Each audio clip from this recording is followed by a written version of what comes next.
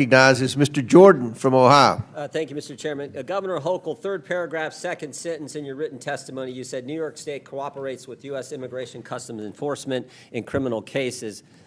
Governor, who's Jesus Romero Hernandez? Thank you. I want to reaffirm that we do cooperate in cases where... That wasn't the question. I just read your statement. I can read your statement. Who is Jesus Romero Hernandez? I don't have the details on every I'll single tell you. person in a state of 20 million people. Understand. What you're about to hear is one of the most explosive exchanges in any House Oversight hearing this year. Jim Jordan didn't just question Governor Hochul. He dismantled the entire sanctuary policy narrative piece by piece. And after watching this, you'll understand exactly why Americans are tired of leaders who protect failed ideology instead of protecting their own citizens. Understand, but this guy's a citizen of Mexico, deported 7 times, came to your state, assaulted one of your residents with a machete, choked a police officer, then when he was in custody, assaulted a corrections officer.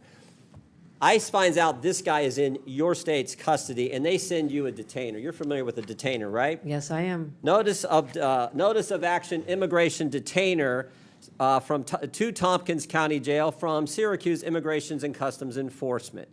Section 1, they check a couple boxes. The first one they check is a final order of removal against the alien has taken place. That means a court has said this guy needs to go. This machete-wielding, cop-choking, corrections officer assaulting guy needs to go. Then they also check another box and they say biometric confirmation of who this individual is, this alien's identity. So they got the right guy, and a court has said he needs to go.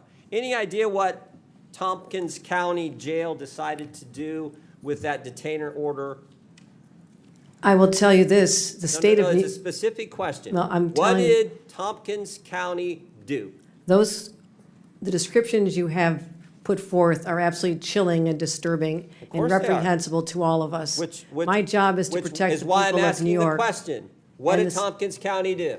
What I have responsibility for I will tell you, since you're not going to answer. Courts, we cannot and will not hold Mr. Hernandez. Yeah. We can't keep the machete guy who had choked a police officer and assaulted a corrections officer. We can't keep him. In fact, we have the back and forth from Tompkins County and ICE on January 28th of this year, 8:56 p.m., Tompkins County tells ICE, we're not going to hold this guy. 7 minutes later, ICE responds back, we will be there to take custody this evening. 24 minutes later, Thompson County reiterates, we're not going to have him. We're not going to turn him over. 10:45. ICE arrives at the jail. 1 hour and 18 minutes later, and guess what? Mr. Hernandez is not there. They couldn't wait 1 hour and 18 minutes for a guy who assaulted one of your residents with a machete, choked a police officer, and then when in custody, assaulted corrections officers. That is sanctuary policy in a nutshell, and that is what your state supports, and so do these other governors. That is what is so wrong, why the American people hate this concept. You're conflating what the state of New York does is I control state police and prisons. We have turned over 1,300 people. So you disagree with it? We turn over 1,300 people. Did the sheriff make the people. wrong call? Those are local policies that we would not have done in the state of New York. State of New York, that is a local decision. So you're saying the sheriff's wrong? I would say this, if it happened in a state prison, we have already turned over 1,300 people. Sheriff in Tompkins County, a Democrat or Republican, Governor? There have been times, excuse me. The sheriff in Thompson County, a Democrat or Republican? Excuse me. There have been times. I ask the questions, you give the answers. I'm asking is he a Democrat or Republican? For a second, you know?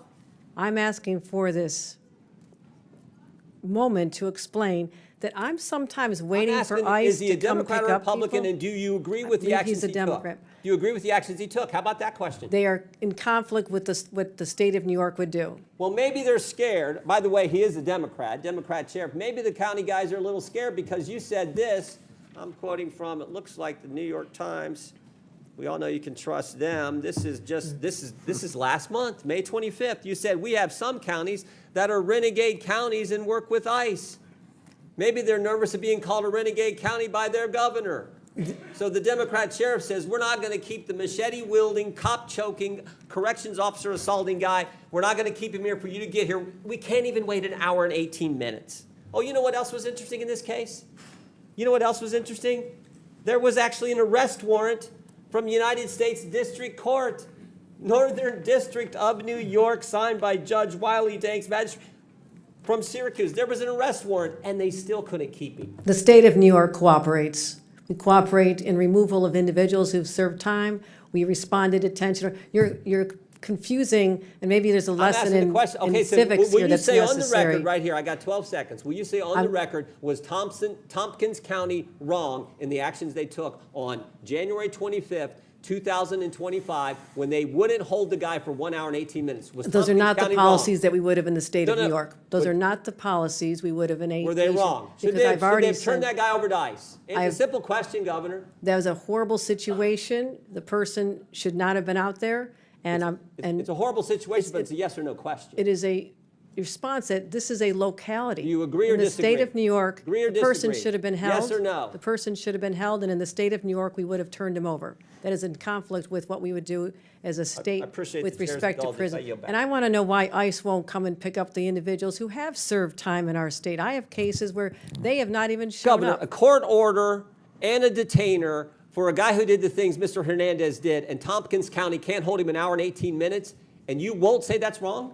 I have said we cooperate when there's a criminal case where someone has committed a crime. We turn them over. This is sanctuary policy in a nutshell. You won't even condemn something that anyone with common sense knows is ridiculous. You're mischaracterizing the laws of the state I had the facts here. Oh, can I do one other thing, Mr. Chairman? Now he's been rearrested, and guess what? This guy who's now been rearrested, there is imminent danger that this inmate will do injury to himself and to others and presents a threat to safety, security, and good order of the facility, so he's not permitted to leave his cell. So this guy's not even allowed out of his cell, but they let him out on the street a few months ago. That's how ridiculous this is. When he does leave his cell, it'll be go back to his country under our orders. Chair recognizes Mr. Mfume, and I'll give you an extra minute. Oh, there you go. Thank you.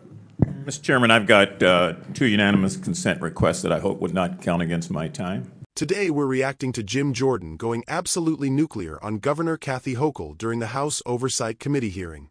And let me tell you, this wasn't a political disagreement. This was a reality check. Jordan exposed a sanctuary state system so broken that a man deported 7 times, who attacked a resident with a machete, choked a police officer, and assaulted a corrections officer, was released because a local county refused to honor an ICE detainer. You heard that right. ICE told the county jail they'd come pick this dangerous individual up. They said they'd be there that same evening. And the county couldn't wait 1 hour and 18 minutes. They let him walk. Not because the law prevented them. Not because their hands were tied. But because sanctuary policy culture has made sheriffs afraid to cooperate with federal law enforcement. Jordan laid out the facts. He read every timestamp, every document, every warning. And when Governor Hochul was asked whether the county made the wrong call, she dodged again and again. Not once could she say the obvious, that releasing a violent criminal instead of handing him over to ICE was reckless, dangerous, and unacceptable. This is what sanctuary policies look like in practice. They don't protect families. They don't protect neighborhoods. They protect violent offenders who should have been removed from this country long ago. Jordan's point was simple. If states and counties won't cooperate with ICE, even when a federal judge has issued an arrest warrant, then who exactly are these officials protecting? Because it's clearly not law-abiding Americans. To top it off, Jordan revealed the man has now been rearrested and is considered such a danger that he can't even be allowed out of his cell. Yet months ago, sanctuary-minded officials opened the door and let him back into the community. This is why people are fed up. This is why they don't trust leaders like Hochul who refuse to call out a clearly dangerous decision made on their watch. Sanctuary policies are not compassionate. They're not moral. They're not humane. They're destructive, and they put innocent lives at risk. Jordan exposed that truth today in front of the entire country.